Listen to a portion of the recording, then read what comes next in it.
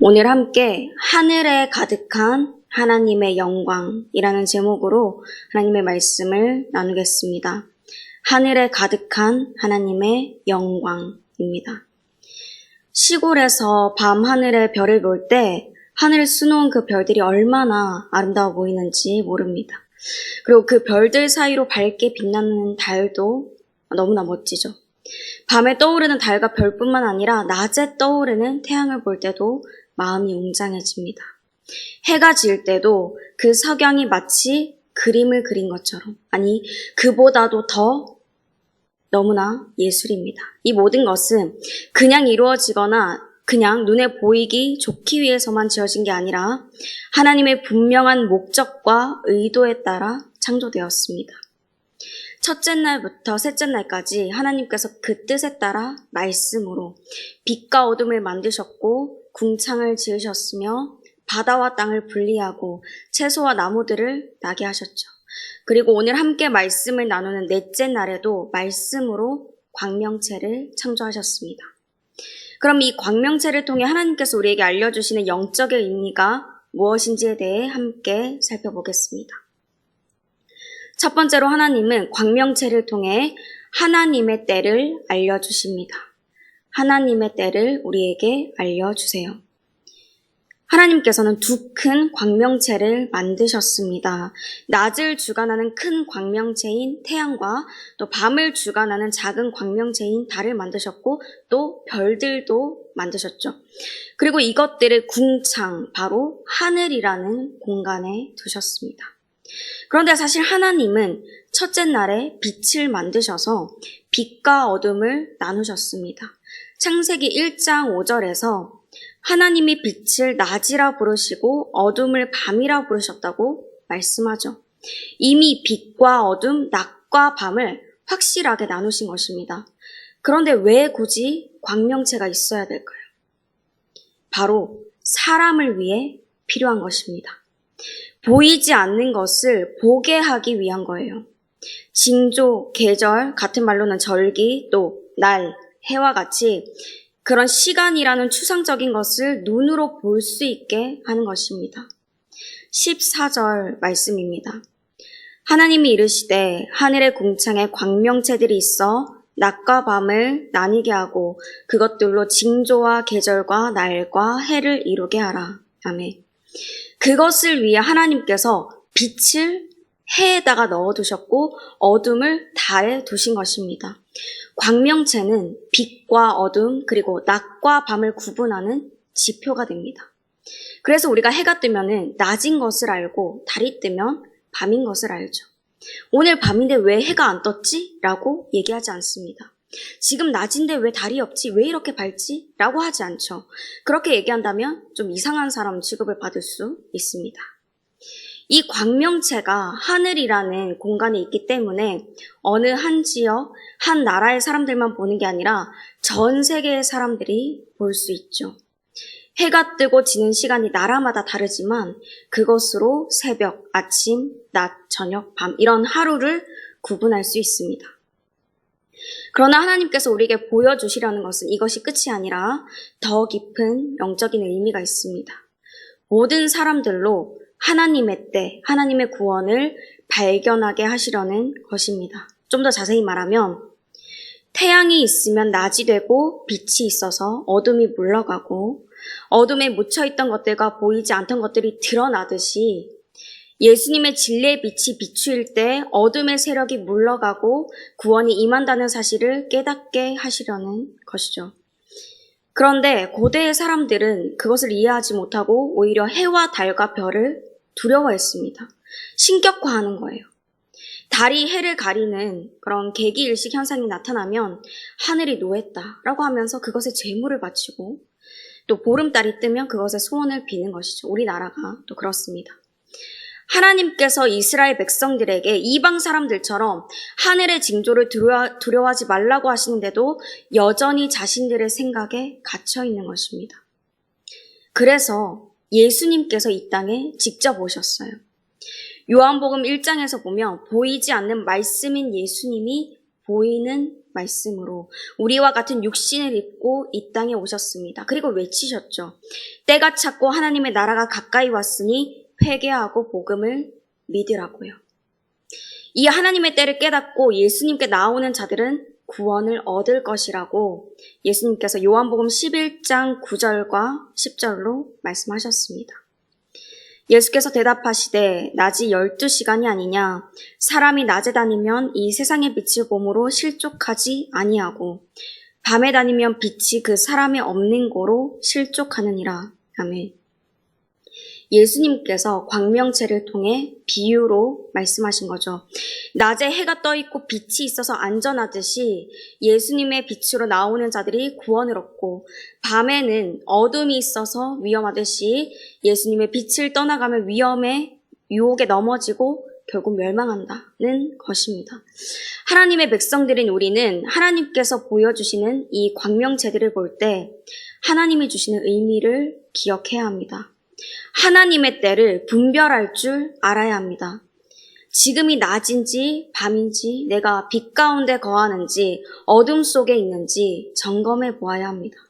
다시 말하면 예수님이 다시 오실 것을 기억하면서 진리 가운데 살아가고 있는지 아니면 그 사실을 잃어버린 채로 그저 하루하루를 보내고 있는지 잘 살펴보아야 한다는 것입니다. 광명체가 하나님의 때를 나타내는 지표가 되듯이 그리스도인들 역시 하나님의 때를 세상 가운데 나타내는 지표가 됩니다. 그러니 나에게 많은 시간이 주어진 것처럼 아무 분별 없이 살아가는 것이 아니라 우리는 주님이 주신 시간을 아끼며 주님의 때를 따라 살아가야 합니다. 하나님께서 모든 시간을 창조하시고 역사를 주관하시며 지금도 놀랍게 섭리하고 계심을 인정하며 우리의 삶으로 드러내 보여야 하는 것입니다. 두 번째로 하나님은 광명체를 통해 만물의 진정한 주인이 하나님이시라는 것을 알려주십니다. 만물의 진정한 주인이 우리가 아니라 하나님이시라는 것을 알려주세요. 하나님께서 두 큰 광명체 바로 태양과 달에게 역할을 주셨는데 큰 광명체인 해에게는 낮을 주관하게 하시고 작은 광명체인 달에게는 밤을 주관하게 하셨습니다. 주관한다는 것은 맡겨진 것을 책임지고 관리한다는 것이지 그것의 주인이라는 뜻은 아닙니다. 오직 창조주이신 하나님이 주인이시고 다스리시는 분이시죠. 단지 해와 달에게는 보조 역할을 맡기신 것입니다. 그런데 만약에 태양과 달이 자기가 주인인 줄 알고 자기 마음대로 움직이면 어떻게 될까요? 온 우주가 난리가 날 것입니다. 특히 지구에 엄청난 일이 생길 거예요. 지구는 자전하면서 정해진 위치에 있는 태양의 주위를 공전하고 또 다른 자신의 범위에서 지구의 주위를 공전하고 있습니다. 이로 인해서 지구 밖에서 태양과 달이 지구를 끌어당기는 만류 인력이 생깁니다. 그래서 해수면의 높낮이가 변하는 현상인 조석 현상이 생기죠. 해와 달과 별들이 하나님의 섭리가 아니라 마음대로 움직인다면 지구에는 밀물과 썰물이 크게 일어났다가 작게 일어났다가 하면서 홍수가 일어나게 될 것입니다. 결국에 생물체들이 생명의 위협을 받게 되겠죠. 지구로부터 해와 달과 별은 그 간격과 거리가 아주 정교하게 짜여 있습니다. 미세 조정되어 있어요. 지구의 생명체가 살기에 최적화된 거리에 놓여 있습니다. 조금만 가깝거나 멀어지면 생물체가 살 수 없죠. 하나님께서 모두 디자인해 놓으신 것입니다. 하나님은 광명체들을 결코 혼돈과 무질서 속에 아무렇게나 두지 않으시고 온전한 계획과 목적을 가지고 창조의 질서와 균형 가운데 그것이 있어야 할 공간에 두셨습니다. 왜일까요? 지구를 위해서, 바로 사람들을 위해서 그렇게 준비하신 것입니다. 이사야 45장 18절에서 말씀합니다.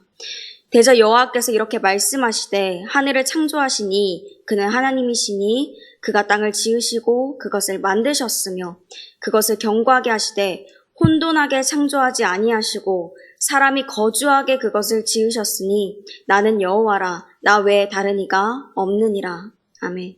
그러니 광명체는 자신의 존재와 역할을 알아서 그것이 있어야 할 위치에서 하나님이 맡기신 일들을 감당해야 합니다.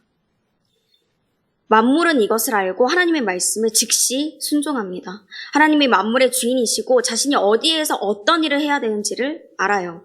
그래서 하나님의 뜻이 아니면 갑자기 태양이 있을 자리에 달이 오지 않고 달이 있어야 될 자리에 막 태양이 오지 않습니다. 그런데 사람들은 마치 자신이 주인인 것처럼 살아갑니다. 하나님께서 아담과 하와에게 복을 주시면서 생육하고 번성하여 땅에 충만하라고, 그것을 정복하라고, 모든 생물들을 다스릴 권한을 주셨는데 그들은 하나님의 영역에까지 욕심을 냈습니다. 하나님과 같아지고 싶은 욕망, 하나님 나라의 통치권을 얻고 싶은 유혹에 넘어가서 결국 하나님이 먹지 말라고 하신 선악과를 먹고 말았죠. 하나님의 말씀에 불순종했습니다. 그 결과가 어떻습니까? 죄로 인해서 죽음이 없던 에덴 동산에 죽음이 드리워졌습니다. 하나님과 영원히 사랑하며 평화 가운데 살아갈 수 있었던 그 에덴 동산에서 쫓겨나고 말았죠. 하나님과는 너무나도 멀어져 버리고 말았습니다.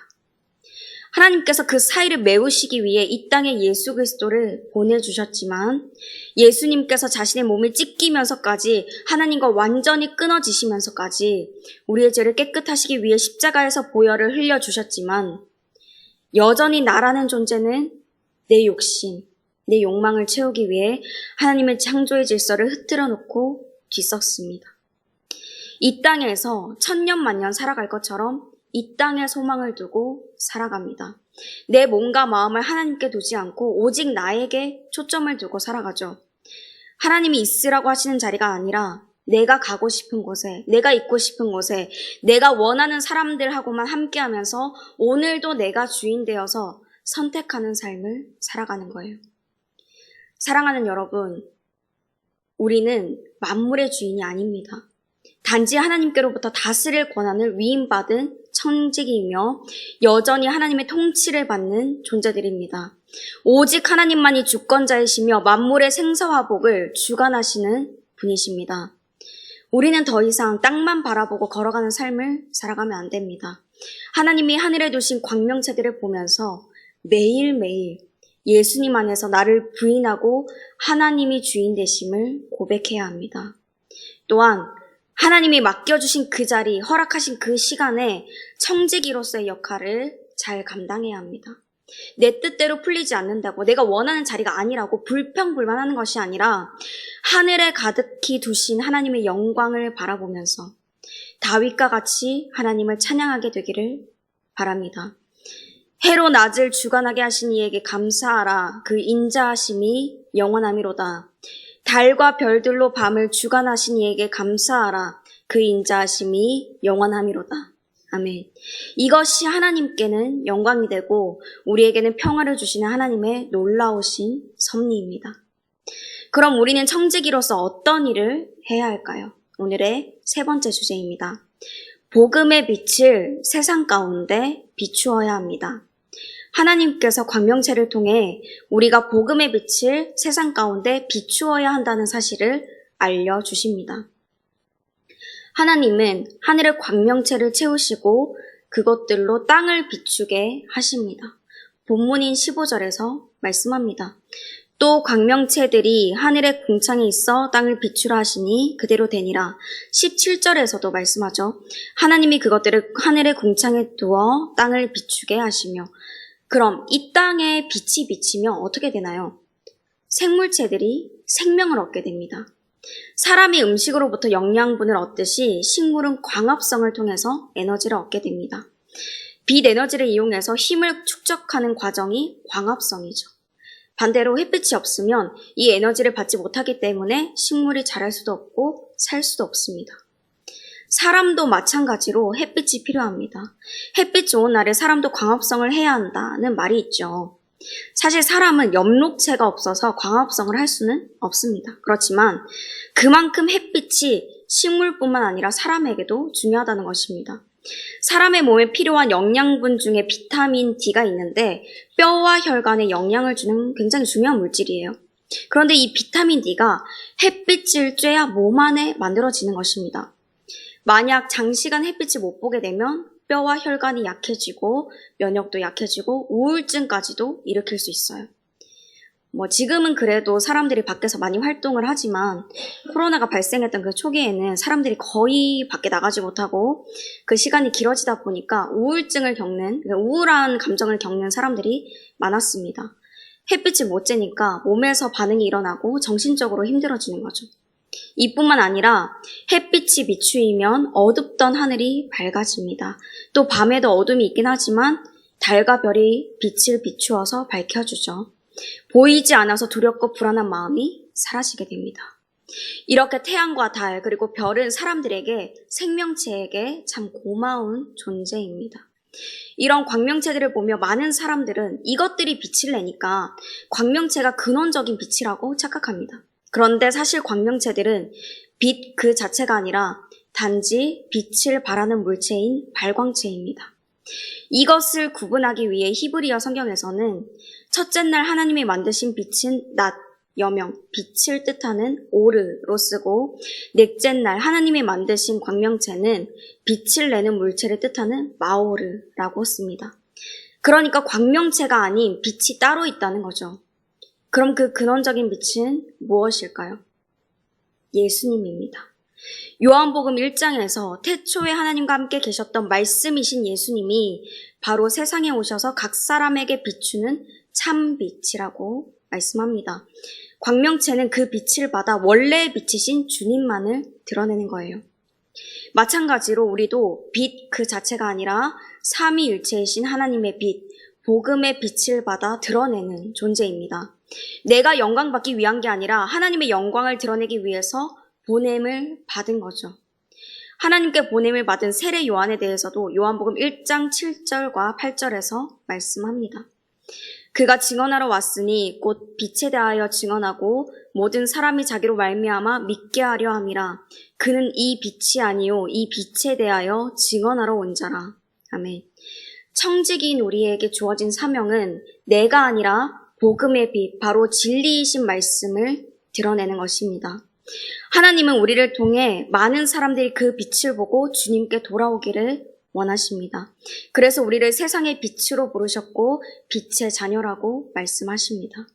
하나님의 영광을 자신의 것으로 만들지 않고 오롯이 복음의 빛을 비추는 광명체와 같이 나 또한 세상 사람들에게 먼저는 내 이웃에게부터 말씀을 따라 살아가는 착한 행실을 보이게 되기를 바랍니다.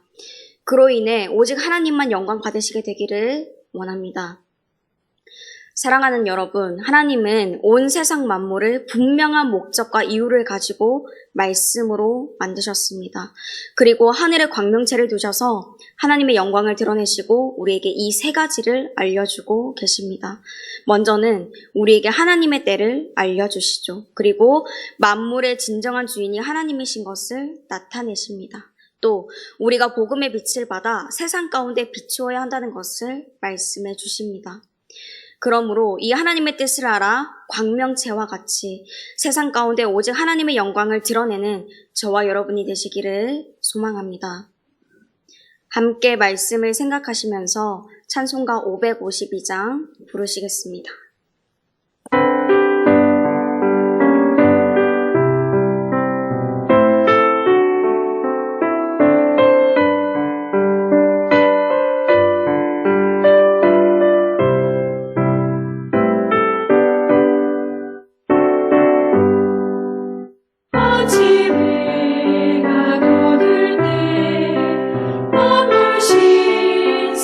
신선하여라 나도 새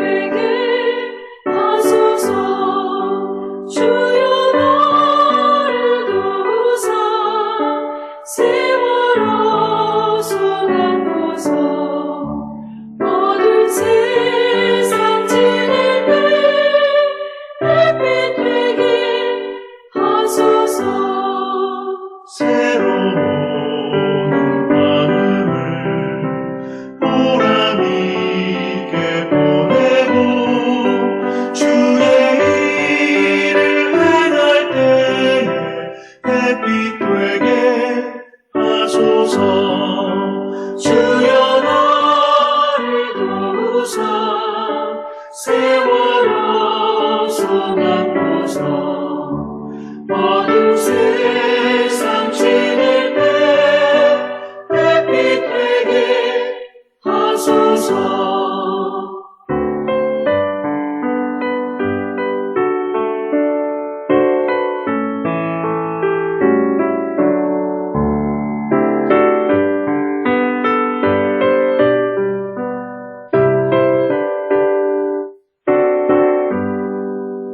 한번 가면 안 오는 빠른 밤은 지날 때 귀한 시간 맞춰서 햇빛 되게 하소서. 주여 나를 도우사 세월 어서 맡고서 어둠 세상 지낼 때 햇빛 되게 하소서. 밤낮주를 위하여 몸과 마음을 드리고 주의 사랑 나타내 햇빛 되게 하소서. 주여 나를 도우사 세월 어서 맡고서 어둠 세상 지낼 때 햇빛 되게 하소서.